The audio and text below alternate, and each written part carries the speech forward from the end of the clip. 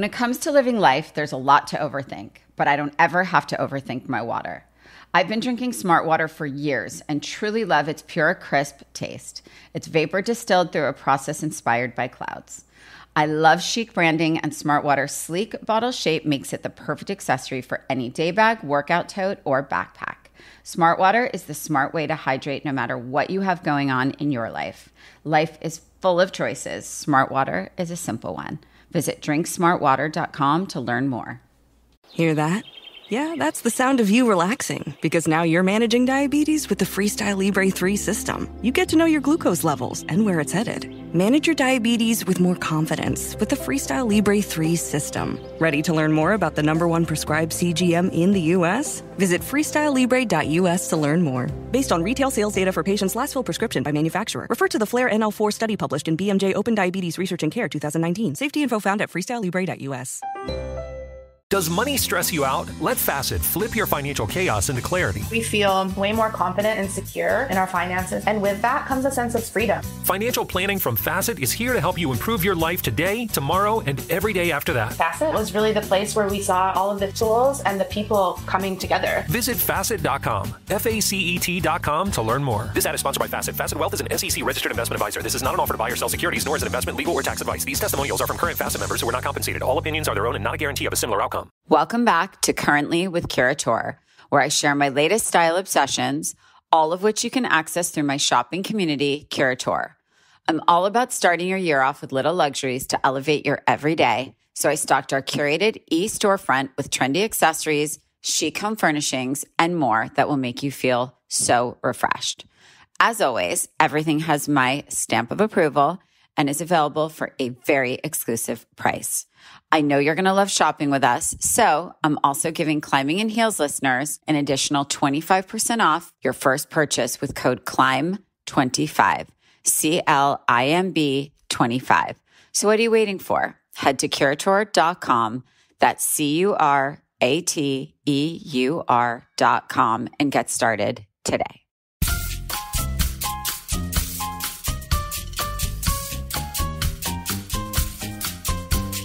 Hi, everyone. I'm Rachel Zoe, and you're listening to Climbing in Heels.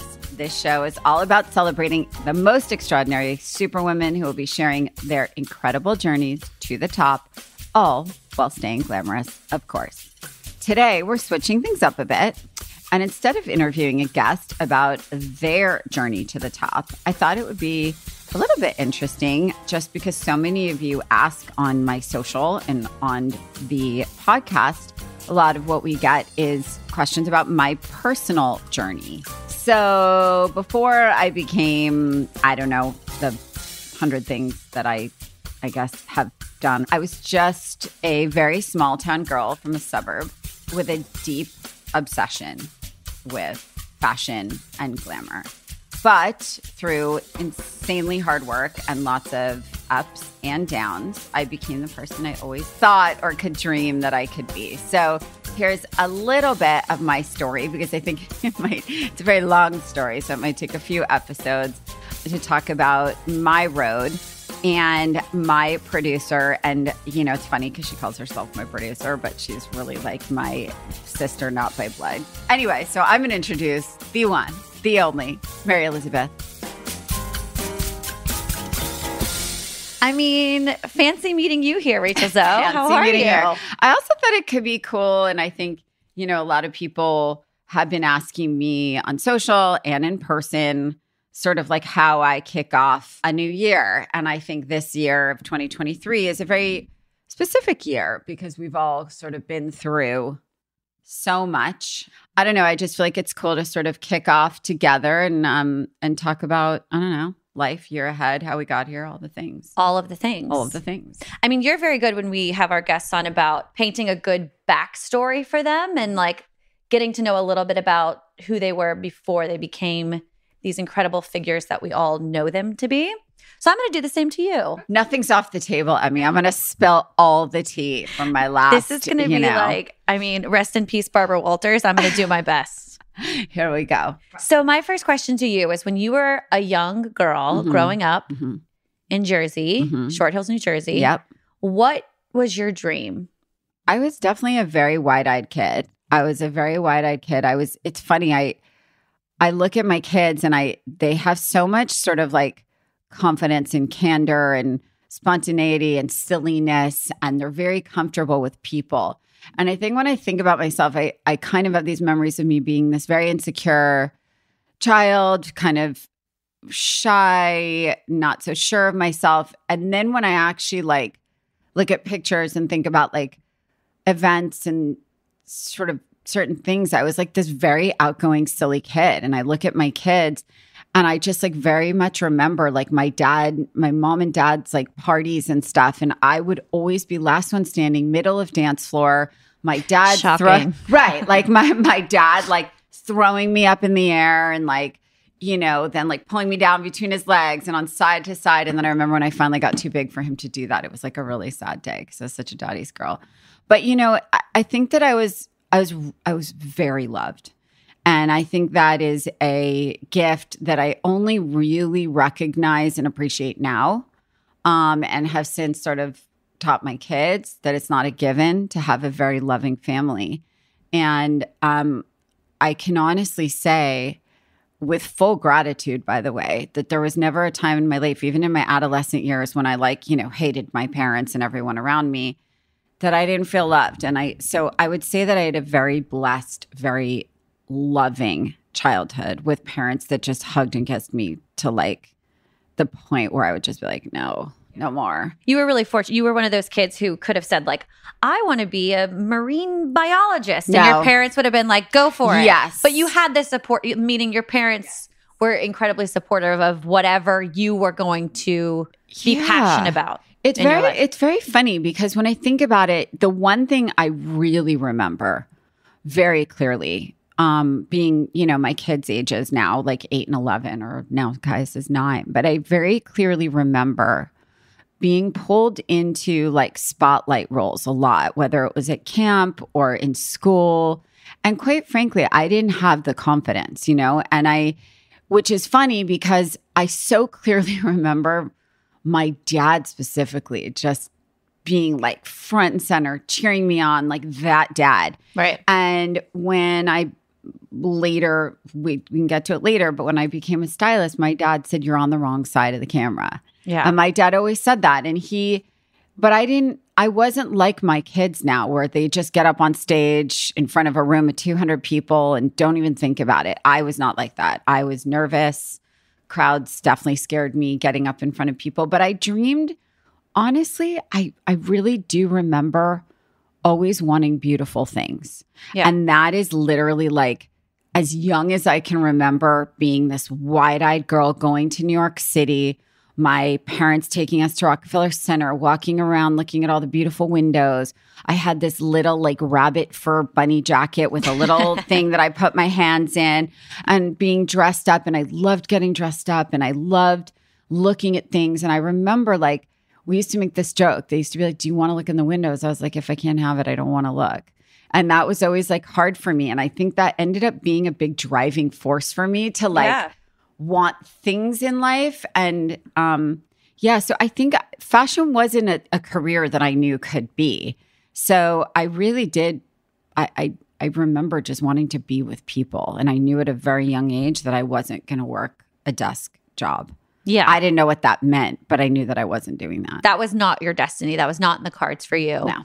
You clearly have had great taste since you were like a very small, young person. But who would you say was the first person? And I would say to think outside of like family or friends, but who was the first third party person in your life to say to you, you have an eye, you have a talent for fashion, for styling, for putting together looks for editorial, whatever it was were you doing? Who was the first person that kind of made you go, oh, wait, I have some confidence in this now because I appreciate that person telling me I have what it takes or I have a gift. Well, one thing I very clearly remember was my mom's best friend who has since passed from ovarian cancer, but she had boys and she was a tough mom, right? And people were a little scared of her. And I was insecure about sort of my academic abilities, right? Because I didn't love to be a student. Right. And she used to say to me, you're as smart as any one of these kids. I know it. I see it. Do what you want in your life just by like, if you don't go to an Ivy League school, because all my parents' friends' kids went to these incredible schools. Yeah. So I was always insecure about it. And somehow or another, my parents didn't really push that on me. It was interesting. It was sort of like, I think because my parents are not conservative, traditional type parents. They didn't parent that way. They didn't have that expectation in our life to like A, B, C, D is how you live your life. I think my mom was such a baller free spirit that was like in protests and like. It's so funny that you saying this, and I have the pleasure of knowing your parents for many years. But your parents are the greatest sort of parenting duo because I feel like your father is more traditional in the sense of routine and what's important and getting a degree. And to the opposite end, your mom is like this bohemian, like, let's learn by doing, make mistakes, break every rule, pick yourself back up. So you really did have sort of a dynamic example of rules and structure, but the freedom to sort of play jazz in between that. And I ask them that now because Raj and I are definitely parents that don't. We ask of our children that they do their absolute best, right? And do your part. But we are definitely not, oh my God, you got to be. Right. What? Yeah. We're not those parents. We want our kids to be kids and do their best. And when I look back at it, I realized that my parents were the same. And I asked my mom recently, like, I said, I have no recollection of you like pushing me with grades. And she said, because we didn't. Because she's like, I knew that you weren't that kind of kid. And I knew that you were going to find your own path. And so there was in my career, because I didn't really know that I was going to be a stylist, but I would say fast forwarding to my very first person that I respected outside of my family, that was like, you got something. It was Tommy Hilfiger for sure. But I think prior to that, it was really just women that like I would find incredibly glamorous, whether it was in the art world, because my parents are very immersed in the art world. Right. My mom had a lot of glamorous friends. There's a woman here in LA that I call my Aunt Liz that still has the most extraordinary style. I worshiped her. She was one of my first sort of introductions to the caftan with long hair. And you've never looked back. No, she was the chicest and still is. And so I think, it does take someone outside of your family to tell you that you have something in order for you to actually even consider that there might be truth to it. Yeah. If that makes sense. Totally. And I think the same is true like on the other end of the spectrum. It's like getting constructive criticism from a family member or a friend, I feel like is always, I don't know, not watered down, but just like maybe less impactful because I'm like, oh, that my sister's just being like petty or she's just being whatever. But like in the opposite direction of like, it takes those mentors to give you that confidence and compliment you and really empower you to work.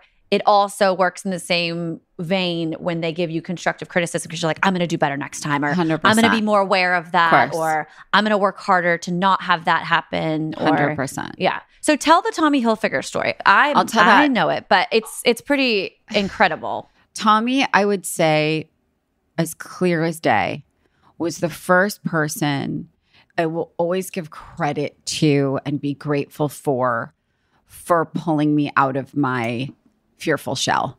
Right. Because I went freelance when I was 25 years old, and I had worked at a magazine for 2 years.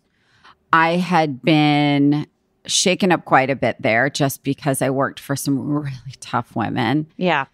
Let's just say I got a lot of positive feedback outside of my workplace. Got it. I think ultimately that probably pushed me a little bit, Pulled you from that. Yes, correct. Place. I was like, there may be a world outside of where I am, so don't be scared. And I have to say that I thank my parents because when I told them that I was going to leave my steady job, they said, go. Like, go. We're here to catch you if you fall. I'd like to note that I didn't use them, but it is nice to know that they were there to catch me if I did fall. But I will say this. Tommy Hilfiger called me into his office. I had been working with his brother, Andy, who had been working with like J-Lo and like a lot of this sort of young pop stars and actors of the time doing Tommy denim. Right. And so I would see Andy all the time. And I think Andy told Tommy about me. And Tommy had a huge ad campaign coming up where he spent exorbitant amounts of marketing budget and all these things that I clearly had never done or never certainly done on my own. I had maybe assisted somebody on a job like this. And he called me into his office and I walked in. I was terrified. I was 25. And he said, so I have this ad campaign coming up. We're going to recreate the White House in California. We're also going to do the first week in Austin, Texas with these like 8 young actors. And at the time it was like the biggest actors. It was like Elijah Wood, Kadada Jones. It was Josh Hartnett. Oh it was Jordana Brewster. Swoon. It was, Swoon is right. And all these incredible kids. And he said, you're going to lead it. And it's a 2-week job. And the first week's in Austin. And the second week is in LA. We're going to reconstruct the White House in Griffith Park by the observatory. Oh my God. And there's going to be about 20 supermodels, male and female. And I literally just sat there like silent. And I was like, you have the wrong girl? Yeah. Like I was literally like, this is too big for me. It's like, you can do it. I know you can do it. And I don't know why he thought I could do it. I don't know why he took that bet on me. I don't know. But I went. I was terrified. I probably had 4 panic attacks over the course of 2 weeks. But I did it. And I came home and I just remember feeling like I literally had been born again. It was sort of like, okay, I cannot actually believe I did that. You know, they were happy with my work. And the images were just insane. Do you remember who the photographer was? Yeah, who shot the it? director was a man called Peter Arnell. Okay. He was one of the biggest directors of the time. And it was terrifying. It was literally terrifying. But I have to tell you that I remained terrified, different, but I remained that same terrified little girl for probably almost 10 years. Really? Yeah, because for me, it was always the driver of my success. It was sort of like if I didn't have butterflies, if I didn't question everything I did, if it didn't keep me awake at night with excitement, then I wasn't going to do a good job, or it was sort of like, as a stylist, when you're in those positions in those days, when there was insane amounts of money on my back and I was making the final calls. And when you have people like Tommy and you have these massive directors, or, you know, when I went off with Brad Pitt to Prague for 2 weeks and shot with Juan Kar-wai and shot with, Mario Testino and Stephen Klein, and the stakes are so high. Yeah. That as a young person, you're like, oh my God, if I fuck this up, it's me. Right. And that fear for me was a real driver to always give 10,000% to everything I did. And it was sort of like, if they needed 20 options, I had 100. And I have to tell you that it wasn't wasted, because I would say that 70% of the time, we ended up flipping directions and needing whatever it was that I brought. It made more work for me. It made more work for my team. It was more schlepping. It was more work. It was more everything, but like, I didn't care, you know? And so I think it was that training that just stayed with me forever. And I think that fear and that sort of need to succeed for myself and not let people down was ultimately the thing that drove me throughout my whole styling career. Yeah. Most of my career. When it comes to living life, there's a lot to overthink. Like most working moms, I'm constantly juggling my work and my family life, and sometimes all that decision making is truly exhausting. But at least I don't ever have to overthink my water. I've been drinking Smart Water for many, many years and truly love its pure, crisp taste. It's vapor distilled through a process inspired by clouds and has added electrolytes for taste. The first thing I do when I wake up in the morning, every morning, is head down to my kitchen to drink water. Hydrating with Smart Water is my favorite way to start the day, and making that simple choice is such a refreshing change of pace from the whirlwind of my life. Starting my day by focusing on myself and my health is so important to me. I'm always a lover of chic branding and packaging, and Smart Water's sleek bottle shape makes it the perfect accessory for any day bag, workout tote, or backpack. I absolutely love how the rounded bottle fits perfectly into my kids' side pockets for school or camp. Smart Water even looks chic displayed on any counter or vanity in my house. As most moms know, it can be tricky to get kids to drink enough water, but my boys absolutely love the taste of Smart Water, and the sports cup is great for their very, very active days. Smart Water is the smart way to hydrate no matter what you have going on in your life. Life is full of choices. Smart Water is a simple one. Visit drinksmartwater.com to learn more. My dad works in B2B marketing, but I never really knew what that meant. Then one day my dad came by my school for career day and told everyone in my class he was a big MQL man. Then he just kept saying things like, the more MQLs, the better, over and over. My friends still laugh at me to this day. I think it means marketing qualified lead. One thing's for sure, I'll be known as the MQL man's kid for the rest of my days. Why couldn't you just be a fireman or a lawyer? Why? You ruined my life, Dad. Not everyone gets B2B, but LinkedIn has the people who do. And with ads on LinkedIn, you'll be able to reach people based on job title, industry, likelihood to buy, and more. Start converting your B2B audience into high-quality leads today. We'll even give you a $100 credit on your next ad campaign. Go to linkedin.com/customer to claim your credit. That's linkedin.com/customer. Terms and conditions apply. LinkedIn, the place to be, to be. AI might be the most important new computer technology ever. It's storming every industry, and literally billions of dollars are being invested. So, buckle up. The problem is that AI needs a lot of speed and processing power. So how do you compete without costs spiraling out of control? It's time to upgrade to the next generation of the cloud, Oracle Cloud Infrastructure, or OCI. OCI is a single platform for your infrastructure, database, application development, and AI needs. OCI has 4 to 8 times the bandwidth of other clouds, offers one consistent price instead of variable regional pricing, and of course, nobody does data better than Oracle.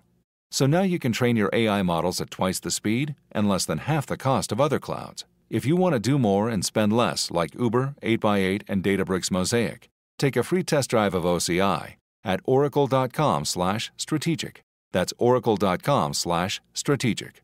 oracle.com/strategic. There's nothing worse than going to a doctor's appointment expecting to be the center of attention, and then your doctor seems like they have better things to do and clearly better places to be. Instead of listening to you intently and asking how you actually feel and helping you along, the doctor is actually looking at the clock.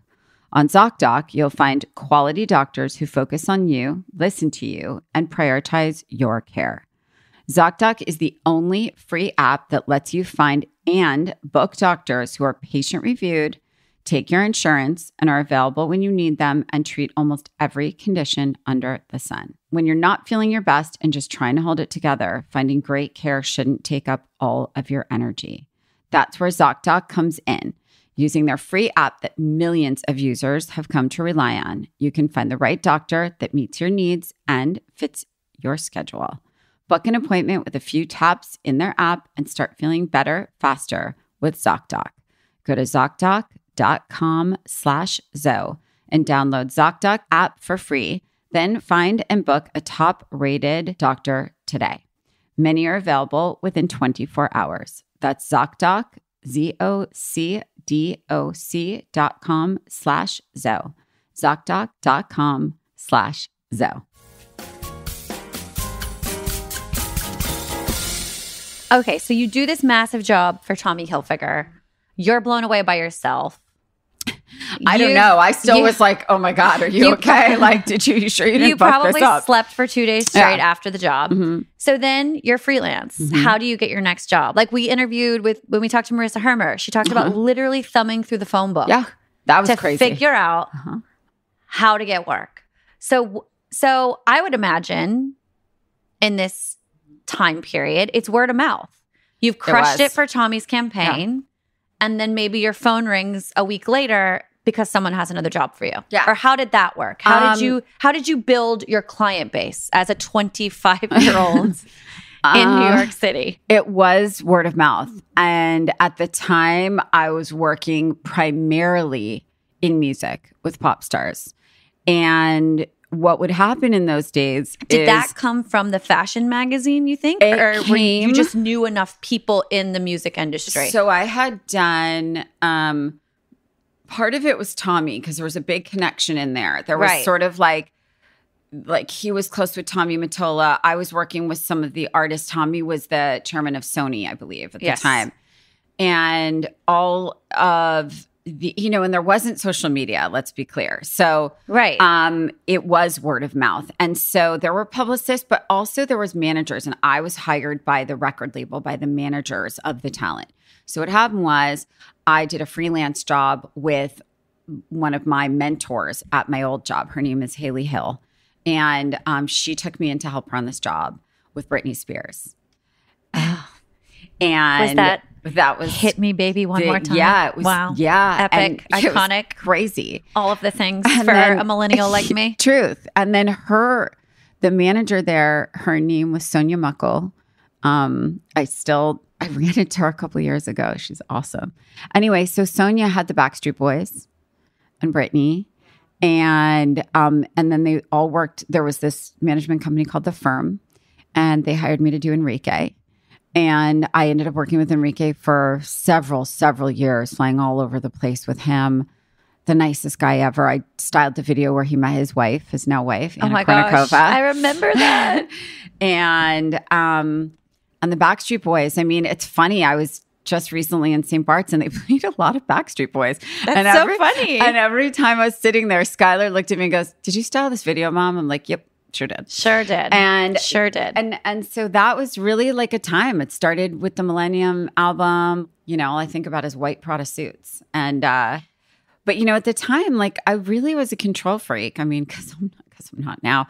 But you're worse now, I'm sure. For sure. But it was very hard for me to delegate to assistants. So I understand that. I mean, your name is on everything you do, so that's a tricky task, I think, especially for a Virgo like you. But that also became a full-time job. And what would happen was in those days, I hate to sound like I'm 80, but like there was so much money put behind these artists and the videos and the album covers and the touring and everything else and the stylists and the hair and the makeup and the whole thing. Well, in that day, music videos was like the marketing tool for the record, the artist, everything, right? Yeah. So I was shooting music videos with like Francis Lawrence and multiple. I mean, he did a huge chunk of Backstreet Boys videos and, and I would be traveling with them for weeks and weeks at a time. It was a really surreal, incredible time. And,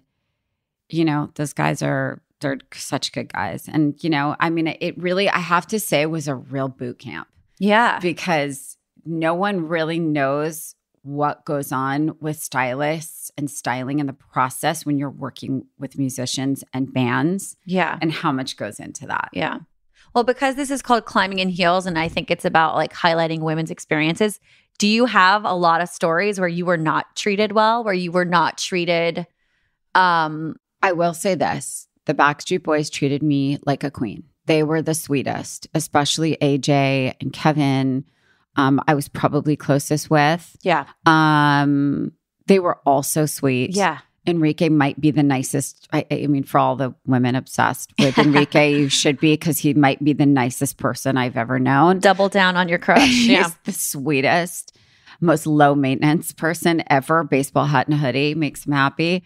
It was never the guys I was working with in the like styling. It wasn't the talent. Correct. It was not the talent. It was the high ups. And there was a lot of people that didn't treat me like I had a voice, men in very powerful positions. Yeah. That if I would make a female talent look classy, they didn't like that. Right. They wanted more skin. Sex sells. Correct. Yeah. They wanted more skin. They wanted more cleavage. They wanted more this. That's a really hard place to be in. Yeah. If your talent wants to go a certain direction and feels most confident in X. Yep. And then reps and higher ups are saying, we need a shorter skirt, Correct. a tighter top, or whatever. Yep. How did you sort of make everyone happy?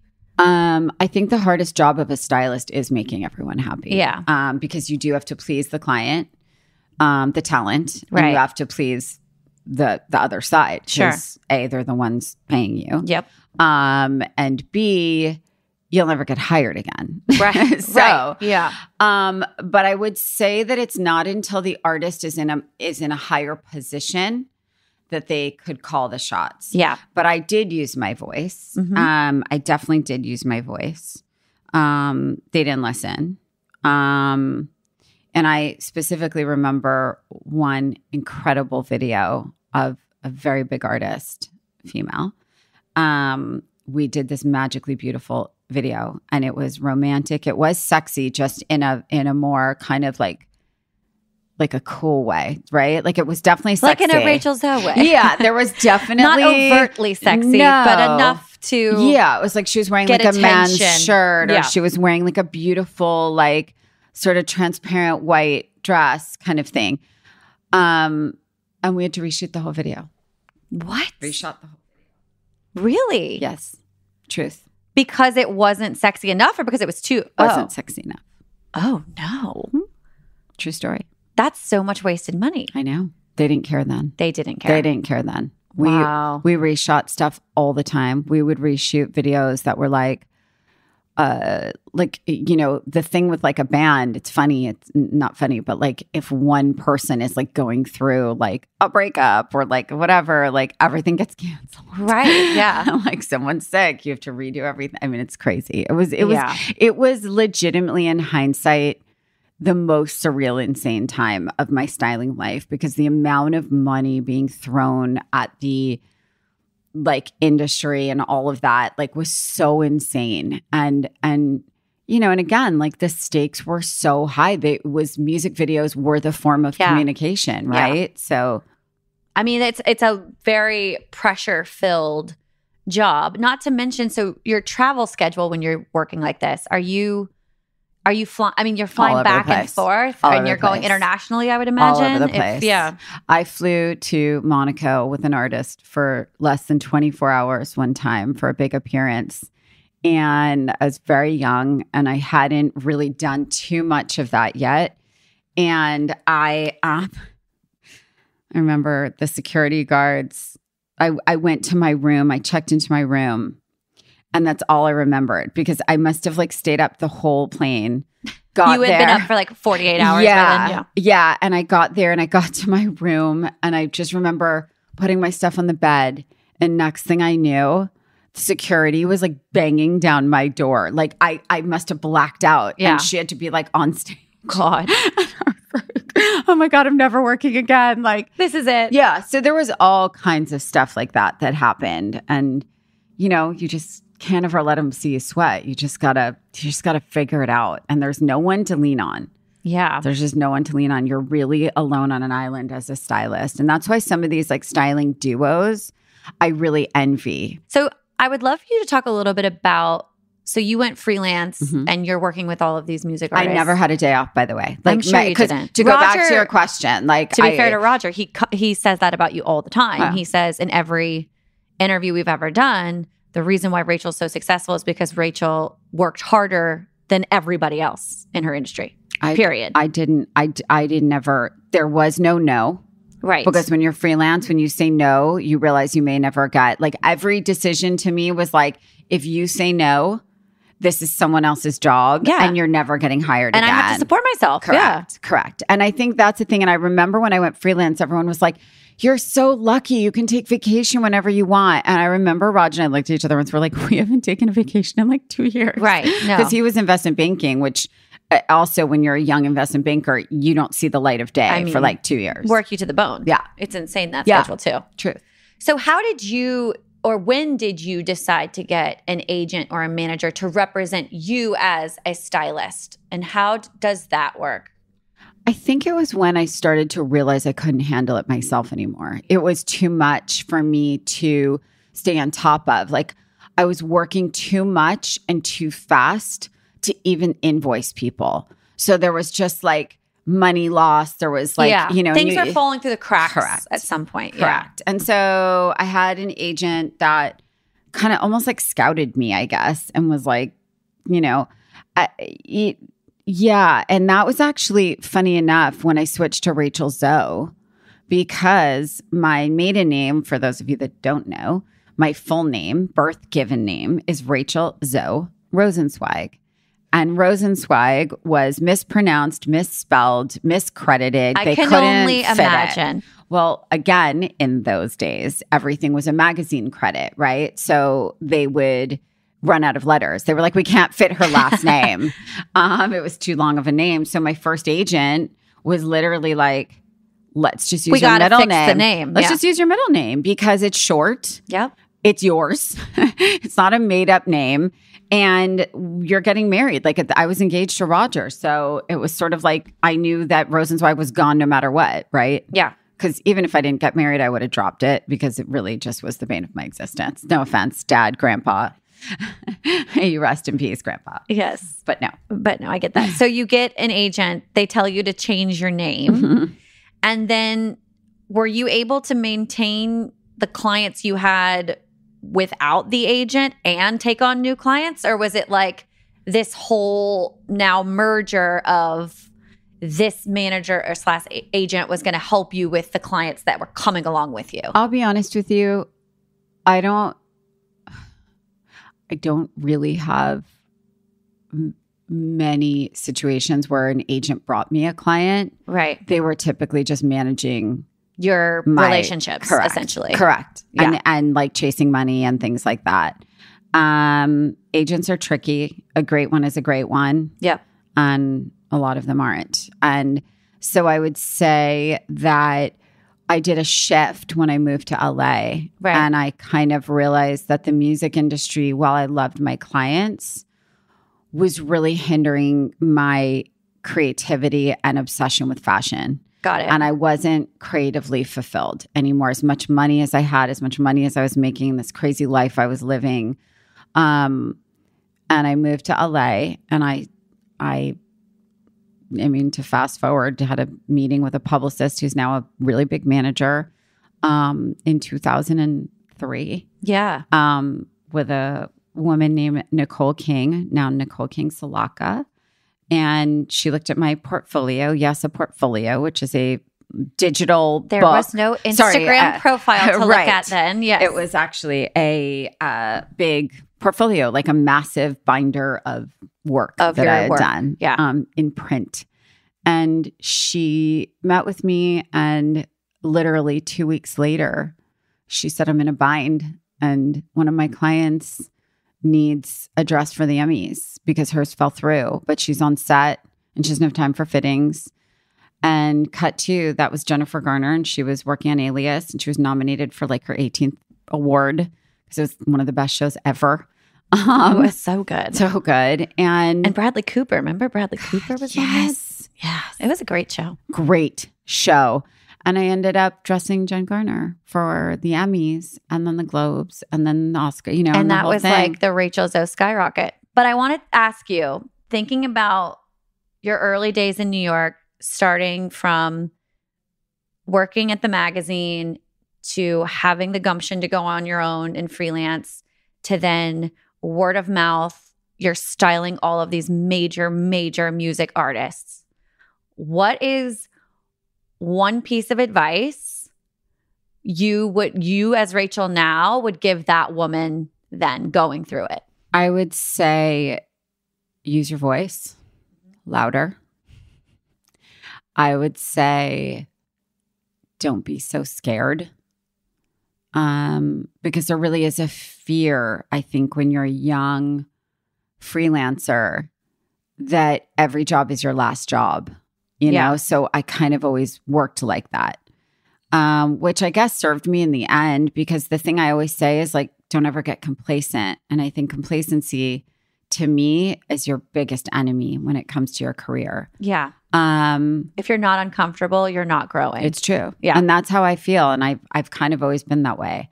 I would say that I missed a lot of things that mattered, you know, like because I worked 7 days a week. A Sunday was a Monday. It didn't matter as someone's birthday, someone's wedding, and I missed really big things like weddings and funerals and baby showers and, you know, and I did. And, you know, in hindsight, you go, okay, was being on that odd job to place the proper white tank top on so-and-so more important than the wedding that you missed? Your friend or a family member. Yeah.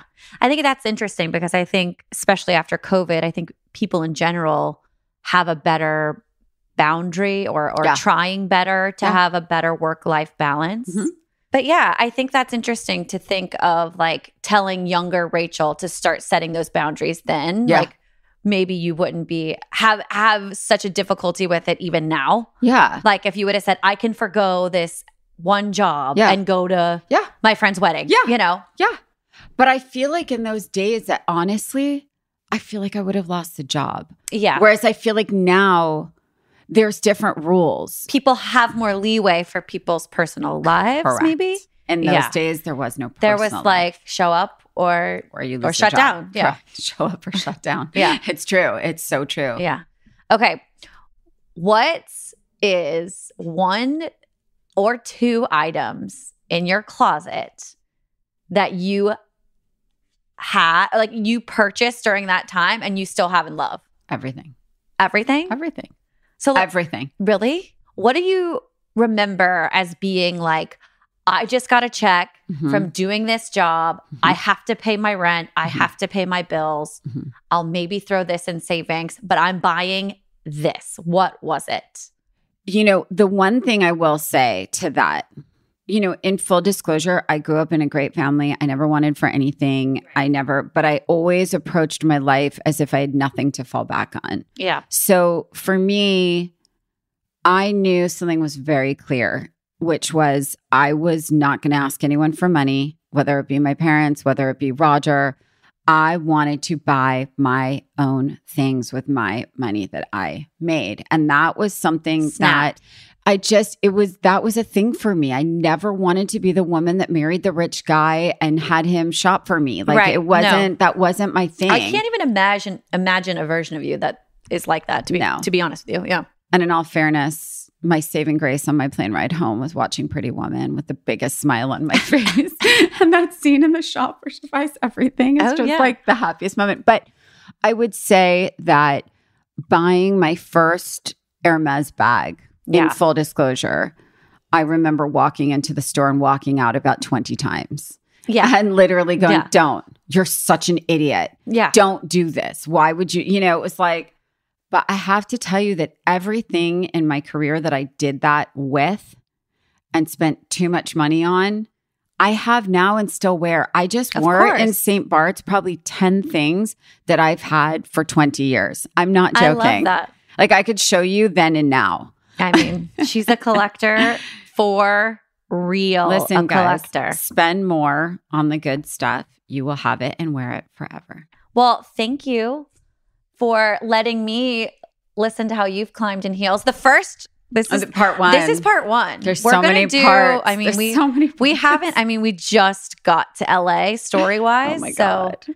everyone's going to have to stay tuned for chapters 2, 3, 4. And also, you guys, put your questions in if there's anything you want to know specifically, because as Mary said, this is a very long journey with many. She's got a lot to share.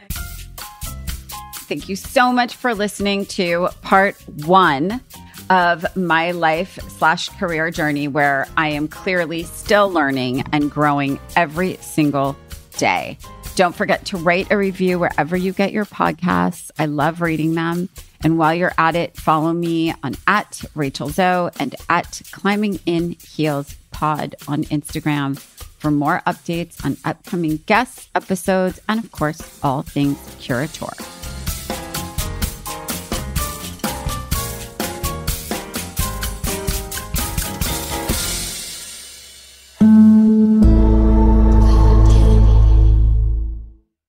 Does money stress you out? Let Facet flip your financial chaos into clarity. Finding Facet immediately put us at ease. Facet's innovative approach to financial planning ensures your money works as hard as you do, enabling members to experience the joys of having your finances in order. And that makes us Facet for life now, I guess.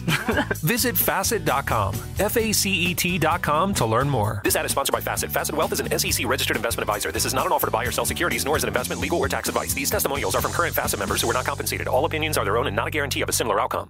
Kroger brand products have the great taste you'll celebrate.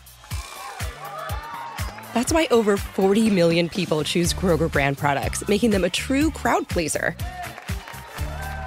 And with quality guaranteed, you'll love your choice or get your money back.